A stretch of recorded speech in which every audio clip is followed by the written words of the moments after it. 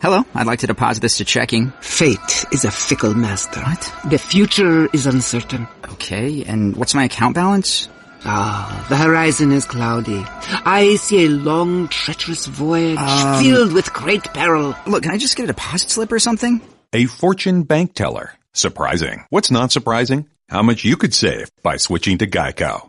I see a yellow-eyed serpent and a low APR. Geico. 15 minutes could save you 15% or more.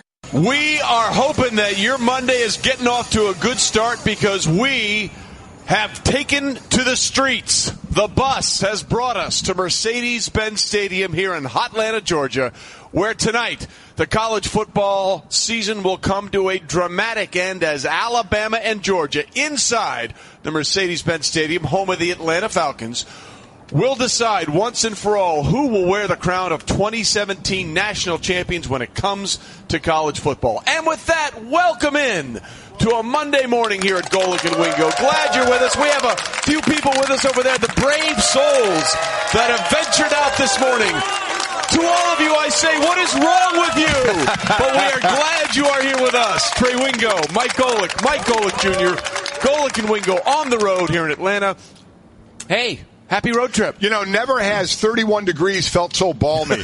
You know, all three of us came from Connecticut. A lot of the crew here came from Connecticut. When we left the other day, it was -8. So now it's 31 degrees, and I feel like I should have shorts and a T-shirt on. Well, thank God you don't. Yeah, you're not kidding. I understand why the locals down here are a little more dressed up because they're not used to this. But it is, it's clear, it's dry, it's a little chilly. We do thank everybody for coming out, especially those parents. There's some kids over there who are not going to send their kids to school today. I think that's a positive note, right? That they're going to Golic and Wingo learn today, which means they'll learn nothing. I think. I think right sitting next to me is a perfect example of sometimes when Mike missed school for things that we had to do. I think you were came out just fine because you learned at bending at my knee. It was a great way to learn what not to do. So I always appreciate that example that you provided. See, that's a great point. There's two sides to everything. It's not what you should do, it's what you shouldn't, and that's what you learned by coming on the road with your father. Perceptive enough. So I think we've got a perceptive group right here. It's coming out and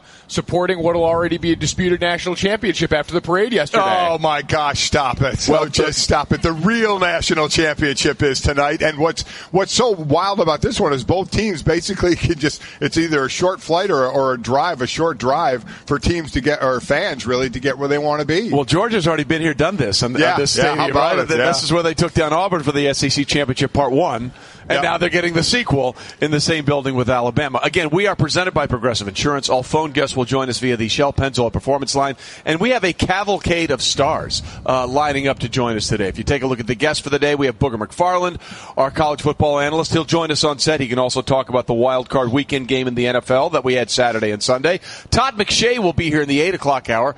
Todd, of course, will talk about all the NFL draft prospects that'll be on the field. We'll have a few, specifically when you look at the front seven from Alabama, but there'll be a ton of players on that field tonight that will be in the draft coming up in April. Well, I mean, already you look at the talent going in and coming out, and this discussion came up when you talk about best conferences, and you look at the talent guys bring in.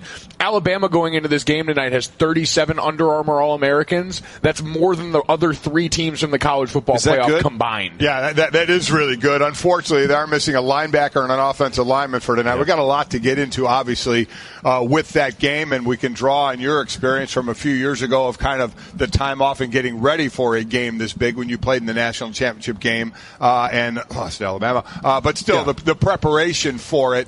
And really what an advantage it can be for a team like Alabama who's used to having that amount of time off and getting ready for a game. I'm glad you brought that up because that dovetails very nicely in what you talked about in what Mike learned coming on the road, what not to do. So we can ask Junior what not to do in a national championship game because obviously it didn't work out for you guys. We got a hopper full of tips as far as what will get you not blown out in this game. Just follow the blueprint from 2012, and I promise you'll be in good hands if you run the exact opposite direction. And again, other guests coming up today.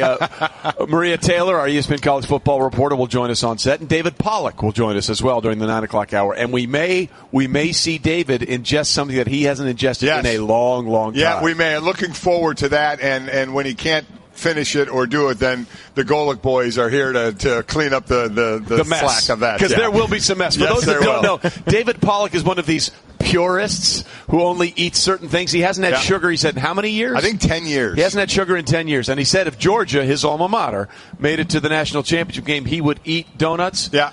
We've got the donuts. So we have. The Golic and Wingo show, the shows never go anywhere without donuts. We always have them with us. We bring them in our carry-on all the time. That's how much they're with us. So we will have donuts for David Pollack, and hopefully we can get him to have a few of those. We don't have much, but we have a bus and we have donuts. Yes, we do. And that's all I need. That's life. Simple creature comforts. There you go. Again, Golic and Wingo live from the Mercedes-Benz Stadium in Atlanta, Georgia, for the College Football National Championship game, brought to you by AutoZone. And again, we will get into that throughout the next 3.5 hours, 3 hours, and what's not 3.5 hours, 3 hours and 55 minutes. We'll get into a lot of time throughout the day. That's why I'm pacing myself. There you go. But it was a crazy, crazy wild card weekend over the weekend in the NFL with the 2 games Saturday and then the 2 games on Sunday. And we'll start with the last game of the weekend, which was an NFC South showdown. And it was the 21st time in the wild card era that a team had a chance to sweep 3 games, 2 in the regular season in their own division and then the playoff game. And for the 14th time in those 21 games, the team that won the first 2 games, the New Orleans Saints, did conclude the sweep and finish it up as they took down Carolina in what looked like a blowout early, but really, thanks to the defense of the Carolina Panthers, made it a game late. Yeah, made it a last possession game for Carolina to try and drive down and win this game. But early on, or really throughout the game, you look at what Carolina tried to do. You know, when you're in the same division, you know, and you're running against the same team twice a year and then you play them 3 times, you kind of know each other. So you find ways to mix it up a little bit. And the way it got mixed up some yesterday was Carolina with a lot of 5-man pressures, something that New Orleans wasn't expecting at first. And so trying to put pressure, it certainly helped against the run as New Orleans ran the ball 22 times for just 41 yards. Unfortunately, when you try and bring some extra pressure on Drew Brees, he has a chance to hit you hard with that. And he ended up being 11 of 16 on blitzes when that extra pressure came, hitting passes like for 80 yards, 19, 18, 25, 46, 16 yards. So that's the poison you pick with a quarterback like Drew Brees. Okay, you stop the run with Ingram and Kamara that you wanted to do, but man, you get Brees back there, and a guy like Michael Thomas is his favorite receiver now, and the speeds are like Ted Ginn, who catches the 80-yard touchdown pass where he wasn't even the primary receiver, but the way coverage broke, he gets the ball. I mean, that's what happens when you're against a Hall of Famer like Drew Brees. Well, and this is what we always talked about makes New Orleans so dangerous in this playoff run is on the day where that run game that's had as dynamic a running back duo as we've seen in league history isn't firing on all cylinders because Carolina decides to take that away. You've still got to deal with Drew, and it's the difference between not maybe being a dual threat guy, but being such a mobile guy in the pocket. And even plays where Drew didn't make the play, his ability to escape pressure in the pocket, to sometimes just throw the ball away and live to play another down was really on full display yesterday. But I think that's what makes this New Orleans Saints team so much more interesting than ones in years past, because if you had talked about Drew Brees putting up the numbers, he had 376 yards, a couple of touchdowns, no interceptions, you're like, man, we got strafed.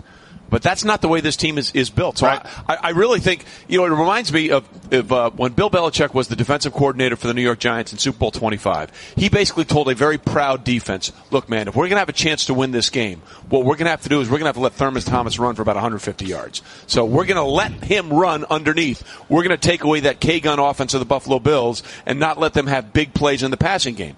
And essentially the exact same thing happened in the opposite way for the Carolina Panthers. I'm sure the Carolina Panthers defensive coordinator, Steve Wilks, said to those guys, look, man, we have to sell out to stop Kamara, and we have to sell out to stop Ingram. And if we do that, we believe we can stay in this game long enough to have a chance to have a shot at the end to win it. And that's sort of what they did. They decided the only way we can stay in this game is to let Drew Brees see if he can torch us in the air, because we're going to make sure what has been the bread and butter for that New Orleans Saints offense this entire year, this two-headed monster of Alvin Kamara and Mark Ingram didn't beat us. Yeah, you look at Kamara, 10 rushes, 23 yards, 1 catch for 10, so he had 33 total yards.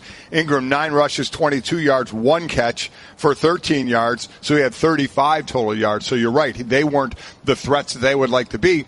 And one of the other biggest differences for New Orleans is when we would say, okay, you have Brees, the offensive side of the ball, outside of the way they're doing it, is a little different. Is actually like more when they won the Super Bowl by having running backs and guys who can catch a running game, I should say.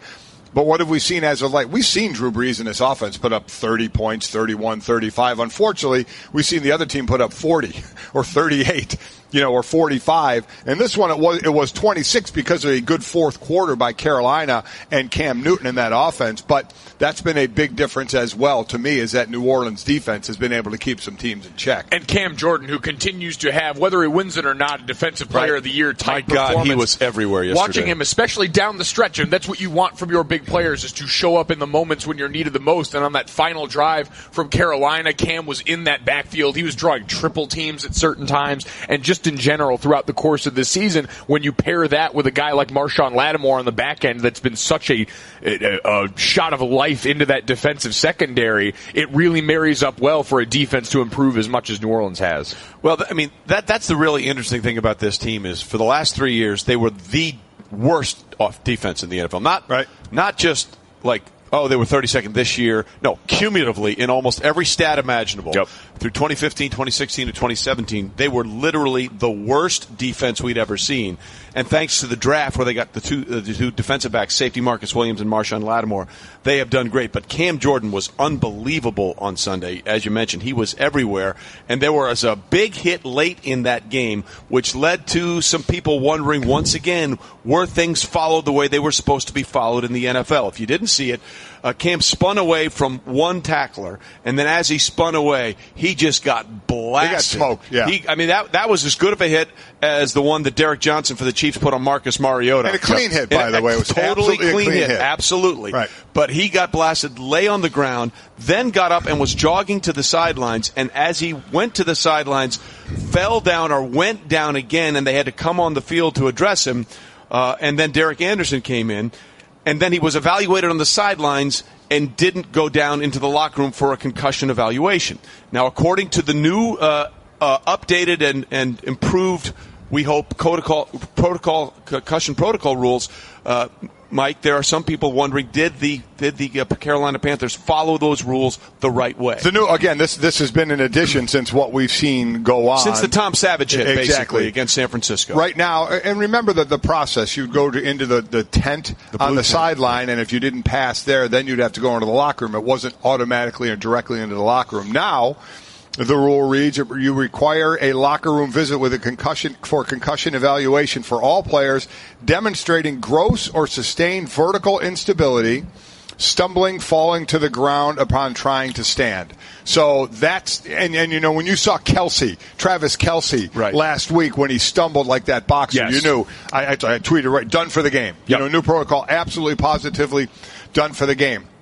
I didn't see any of that with Cam. Cam stayed on it, didn't fall on the ground, was on the ground, stayed on the ground, got helped up, but every quarterback gets helped up. But he did stay down longer. He was trying to say it was something with his eye, some of the rubber, the pellets or whatever were in his eye, but you saw him going off the field, and then he went back down. Now, there's a lot going on with that, and you could explain this as well as me. I know offensively, if it's a quarterback or it's a center, because I remember when you first got in against Wake Forest, your junior, I'll let you explain it, your Braxton Cave, who was the center, went down with a foot injury. I said I'd let you explain it, then I'm explaining it. Yeah, exactly. You go ahead and explain it. Shut up, then Dad. You continued to start at a railroad. Yeah. But no, the starting center in that game had gone down on the field, and so while that wasn't by design in general when it comes to a quarterback or a center, two people that are going to be involved in the exchange that begins every play, you want to give the backup time to go over there and either take snaps with the quarterback or receive snaps from the new center. And so that's part of the impetus for where you're always told, when in doubt, just go down so we have that time to start to facilitate that. And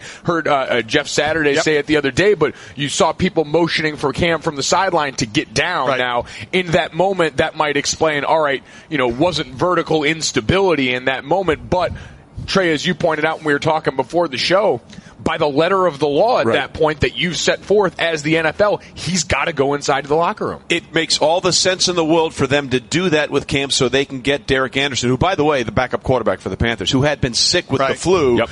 And to quote our friend Matt Hasselbeck, who a few years ago for the Colts, it was coming out of the roof and the basement. Thank you for that. He had really been battling with some issues. Good morning, everybody. Enjoy your coffee, everybody. Yeah. So that creates an issue. And Cam was asked about the concussion protocol and what went on after the game. I know it was precautionary concussion protocol things that happened, but it wasn't my head, it was my eye. My helmet had came down low enough over my eyelid, and it got pressed by the player's stomach, I believe. So I thought maybe somebody had stuck their finger in my eye, but I got the visor. So. And look, that could certainly be the case, but after what we saw, as you mentioned, with the Travis Kelce hit, the Tom Savage hit, right. Which created this new concussion protocol after the hit against San Francisco, it's a smart coaching decision to do what they did, but then it sort of dwarfs and morphs into what we're talking about here. We talk about unintended consequences. Yes. This is something that's been going on with football forever. Again, with especially centers and quarterbacks, is stay down so the other can get ready, just as Mike explained. So you kind of naturally do that. If you had a sideline shot, you would see people pointing to get down, and you saw that's exactly what he did. But then, to your point, Trey, by letter of the law, it says going to the ground. He was up, he was going off, and then he went to the ground. By the letter of the law, you would think, okay, we got to follow that protocol. Right. When I personally think he was doing it for that other reason of saying, okay, I need to go to the ground here to let the backup quarterback go ahead and get ready. So they're going to have to fine-tune this thing. They've tried to fine-tune it with this rule here, but now we just saw it, and that's the thing that happens a lot of times. You make a rule, and you don't think of all the variances that can happen. And this is one of them. This is something that happens in football a lot, if you choose to believe that he went down so that the backup could warm up. But this does happen all the time. You stay on the ground so the backup can warm up.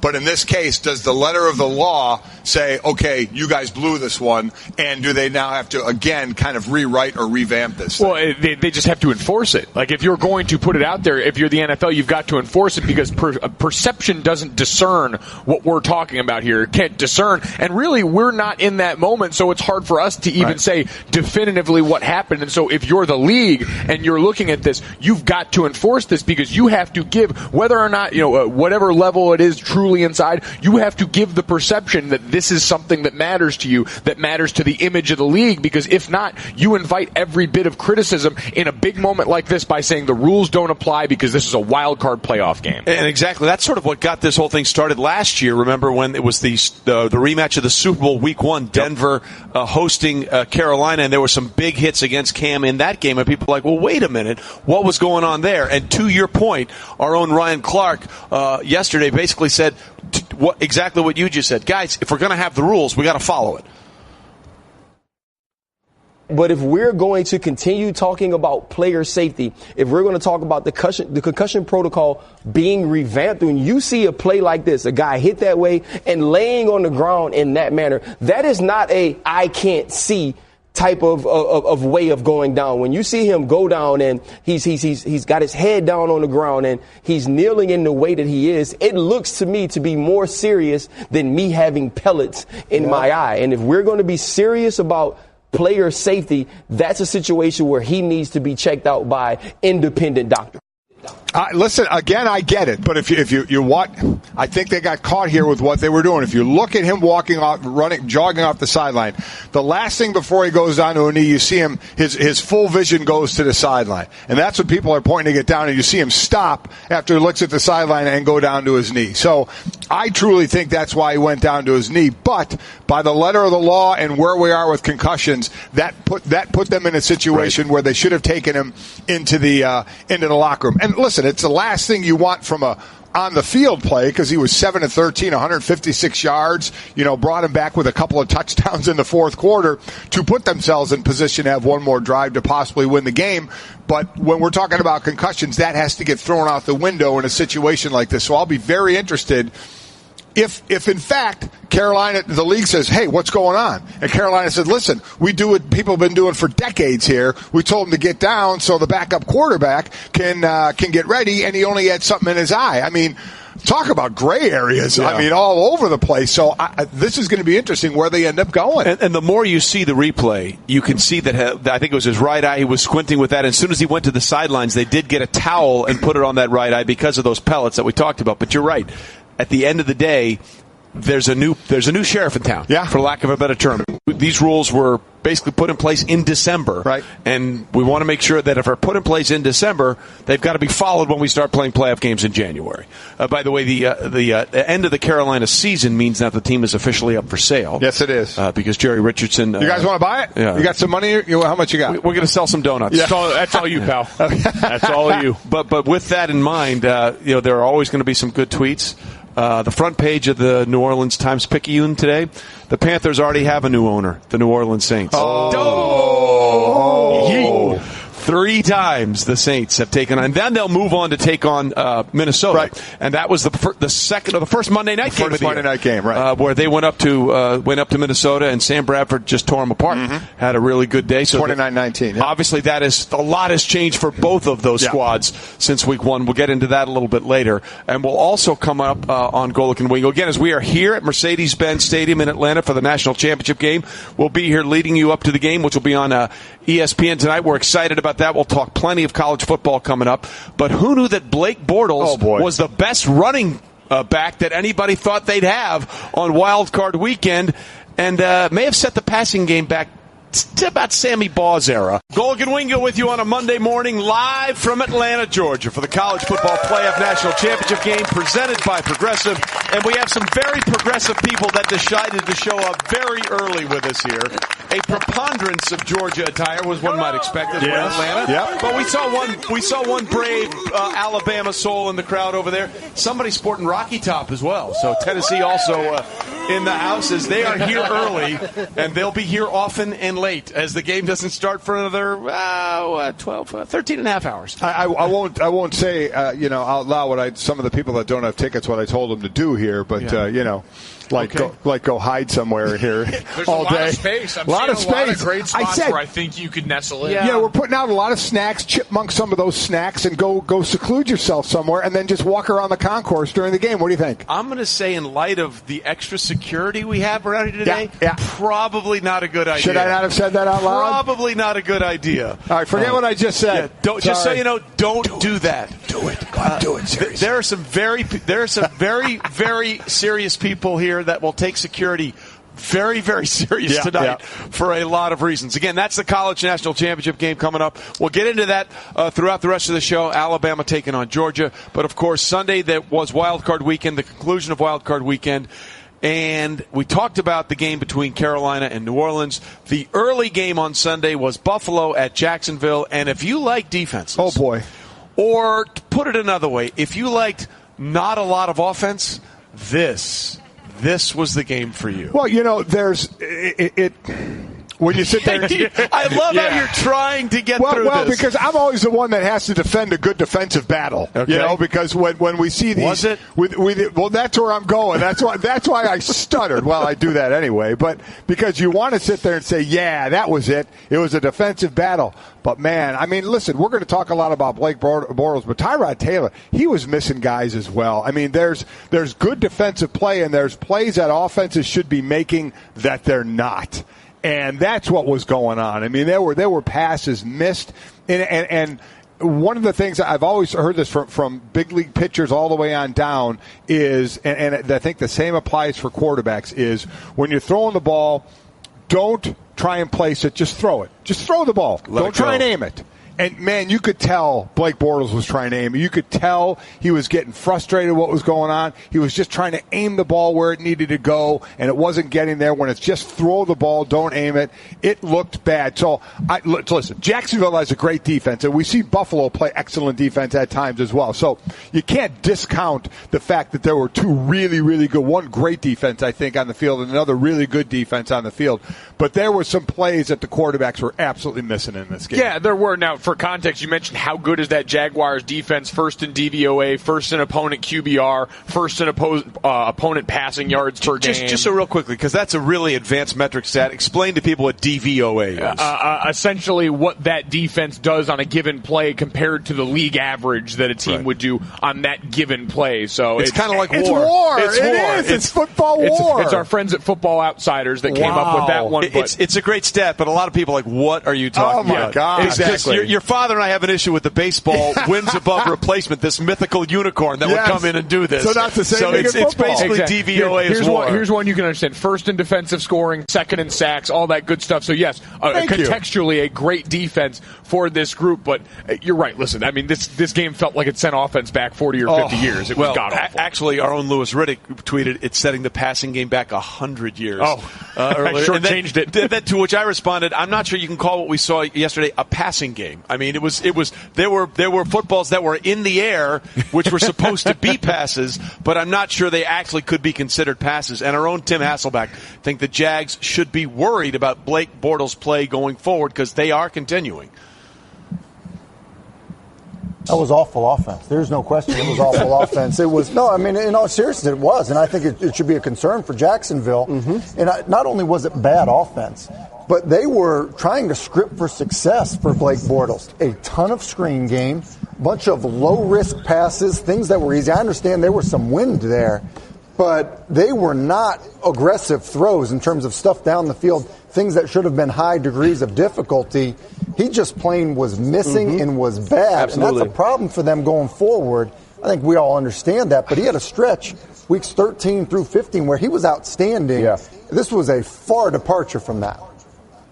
Well, that's the problem here. Blake was 12 of 23. Now, look, the amazing thing about Blake, he actually led the team in rushing. Yeah, he did. 10 carries for 88 yards, and every single great offensive play that they had was really a Blake Bortles run, right, more than a pass. Now, only 3 of those were designed runs. Yes. The rest were scrambles. Well, on one of them, he dropped the center exchange on a shotgun snap, which would have been a screen that would have dirted. Instead, because the screen pass was covered and all the blocks were downfield, he was able to scoot around the left side and pick up, I think, 12 or 13 yards. But to Tim's point, if you watch that game, and if you're watching on ESPN2, you can see the drop snap we just talked about now.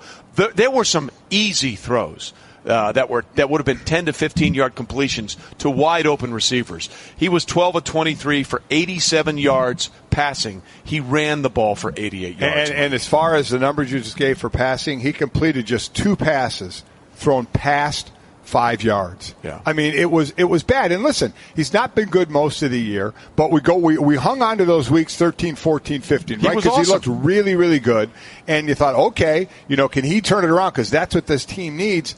But you just, I know he ran well, I get it, but imagine, I said it from the beginning of the season, and I'm not going to change, and listen, this is just what I have to do, to analyze.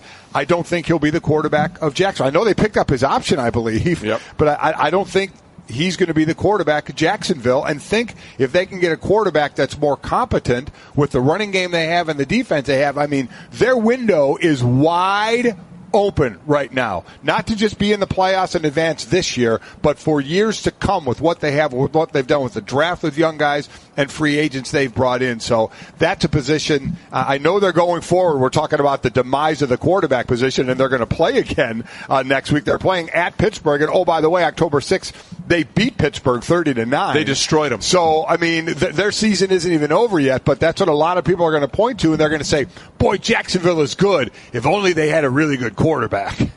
Yeah, I see all of this getting exposed. It's like if you've got a leaky pipe, you may not notice for any given number of days, but then once that pipe gets flooded, you start to see all the cracks show up, and that's what's going to happen against Pittsburgh this time around. I can't explain away Pittsburgh. I maybe took them lightly, maybe it was just a fluke, but I don't see it, especially getting Antonio Brown back. If he can be healthy and competent, we talked about this with the Saints game where you try and take away one part and make the other part beat you. And with Drew Brees and that Saints receiving core, you could maybe say that Michael Thomas is not quite the elite top-flight receiver yet, although he might argue that. He's pretty good. But compared to what the Steelers have in their receiving core, it seems like chump change with a healthy Antonio Brown. And if you're trying to take away one part of that offense, good luck. Well, look, and that's something that we'll talk about this week going forward. What is the health of Antonio Brown after dealing with that torn calf in the game against the Patriots? We've seen him work out and sort of look pretty well over the last couple of weeks. We still don't know what his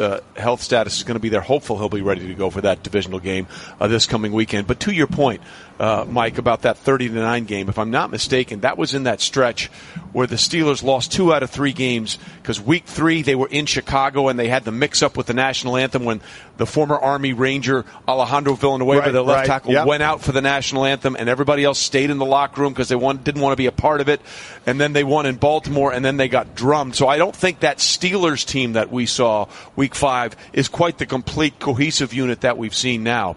But it has got to be an issue. I mean, to Tim's point, those were easy throws that Blake Bortles was missing. And as bad as that was, at least they won the game.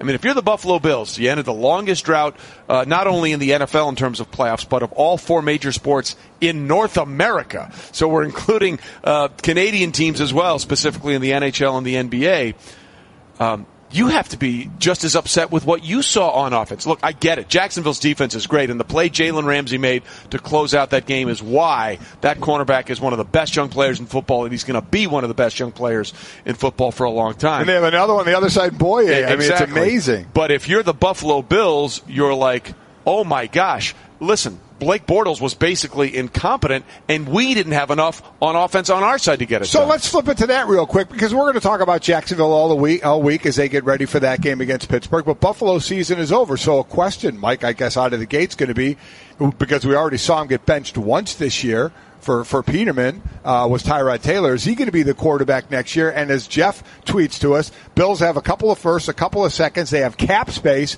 They made the playoffs this year.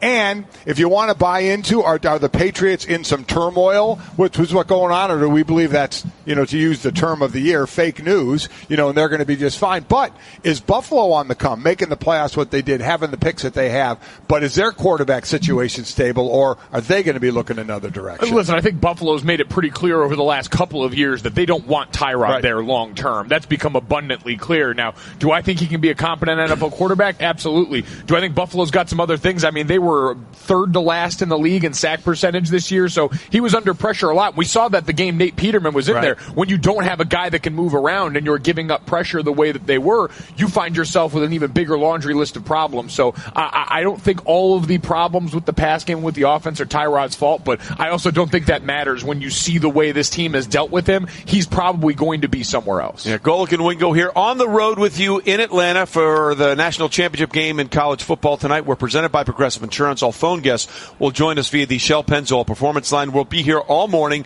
on the road at Mercedes-Benz Stadium, getting you ready for the national championship game tonight between Alabama and Georgia, which will be on ESPN, ESPN Radio, and the ESPN app. One last thing about the Buffalo Bills, the thing that may have summed up their offense or lack thereof in that game, they had a first and goal at the 1 and settled for a field goal. What did they throw on that first play? That was OPI, offensive pass interference to Kelvin Benjamin. That set them back. Then they got a sack. I think they had to settle for like a 40-yard field goal after first and goal on the 1. So, look, good news for Buffalo. You feel like they may have turned the corner and they got things going. But if they're going to be competitive in that division long term, they have got to figure out how to get more offense. Rolling on Golic and Wingo on a Monday morning here in Atlanta, Mercedes-Benz Stadium, home of the national championship game tonight between Alabama and Georgia. You can see it on ESPN. You can see it or listen to it on ESPN Radio, also on the ESPN app. And apparently, we already know who's going to win. Yes, we do. It's done. History tells us we know who's going to win. Georgia beat Alabama in basketball Saturday. It was the 4th time in the BCS college football playoff era that the teams met in a basketball game before the title game, and the winner of the basketball game has won the football national title game in the previous 3 times. In 06-07, Florida played Ohio State. Florida won the basketball game. Florida won the national championship. In 2015-16, Alabama played Clemson in basketball. Bama won the championship. Last year, Clemson and Alabama played before the national championship game in college basketball. Clemson won the national championship. So for the preponderance of Georgia fans that are here with us this morning, apparently you can start celebrating now, because Georgia beat Alabama in basketball, which means by the transitive process. There you go. It's going to be Georgia tonight. Wow, I don't know why we're going to break anything down, but you know what? Let's do it anyway. And Mike, since you're the only one up here that, again, played in a national championship game back in 2012 season, the game was played, obviously, in January 2013. With all the time off, now the biggest difference is there's a semifinal game and then a final game, but still there's that all that time off. But now how about this? I'm trying to think back. You guys didn't have any there was just the one game, so there wasn't an injury that could affect. Here, you get a Lester Cotton, an offensive lineman who's not going to play. Anthony Jennings, one of the linebackers for Alabama. Both of these guys hurt last week. He's not going to play. How does that affect? I know these guys have a ton of stars at Alabama, but still, these are your starters, guys you count on, and now they're out. Well, yeah, and you affect continuity in those spots. For Alabama on one side at the linebacker spot where they were already thin and already struggling, that's another blow for them to overcome. They might be used to that at this point already, but on the other side, offensively, Lester Cotton had really helped steady a spot that a year ago for Alabama had been a revolving door of different players, and so losing that bit of continuity on one of the better units in college football that's getting ready to go up against a great Georgia defensive front, that's going to be a tough blow to overcome for an offensive unit that already struggles to put up points. So for our analyst, Booger, who's coming on, David Pollack a little later. Let me give you the couple of minutes here. Break down this game, how you think it's going to go. I think it's going to be as simple as I don't think Georgia is going to have the success they were able to have last week running the ball, just because you can't move these Alabama defensive linemen the way you were able to with Oklahoma. Georgia's run scheme is not complicated. They're going to line up and they're going to try and run inside and outside zone and just get you guys running. Just so you know, because when you said that, there were massive boos from our audience. Your rental car is going to be egged, by the way. Just be prepared. I understand. I just want you to be prepared for the extra fee. Going to have to sneak out under cover of darkness. I'm hoping I can see it is still dark outside, so you're in good shape. But here's the other side. It's not like that Alabama offense is a juggernaut. And we know the good athletic defense by Georgia as well, so to keep this score down. And for Georgia, it's going to be about what you did last week, too, which is second half adjustment and how they're able to account for this in game. Because last week, the best thing they did in the second half defensively was start to heat up Baker Mayfield. They got pressure in his face. They were able to contain him on the outside. And you can apply a lot of those same principles to Jalen Hurts because he's such a mobile quarterback. He does so much of the damage for them in the run game, scrambling on passes. And so if you can keep him in the pocket and try and force him to throw on time, you saw last week, even the first touchdown that Alabama threw, Jalen had the receiver wide open after the first break, didn't throw it, then scrambled out and finally found him wide open in the end zone. So that's going to be the key for Georgia on the other side. And can they exploit for them? Great tight ends and wide receivers, especially blocking on the edge. And when Alabama's got weak linebackers, that's the place that if you're going to try and find any flaw in that defense to exploit, that's the area to attack. So you get first dibs. Prediction and score. I said 17-10 tied. I think it's going to be low scoring. I don't count on Alabama's defense turning up points like they did last week. I think they get the win again. And that was a second dozen eggs at your car, by the way. It's coming all right, Junior hard. with the Straight Talk Wireless nationwide coverage on America's largest and most dependable 4G LT networks. Junior, you got to go. We appreciate you being with us, my friend. Hey, always a pleasure. And sneak out of here under cover of darkness. I can see the egg cartons warming up over there. They're going to go do a podcast. They're just loosening up their arm right now. Coming up, two-time Super Bowl champ and former LSU standout Booger McFarland will join us next. Golic and Wingo in Atlanta. I'm a robot vacuum cleaner, so yeah, I got one gig. I suck up dirt. So pardon my inferiority complex about Geico, who does so much more. Like, not only could they save their customers money on car insurance, but they got fast and friendly claim service too. And an award-winning mobile app. Plus access to licensed agents 24/7. Who am I kidding? I can't even do corners. Uh-oh, choking hazard. Popcorn kernels. Geico. Expect great savings and a whole lot more.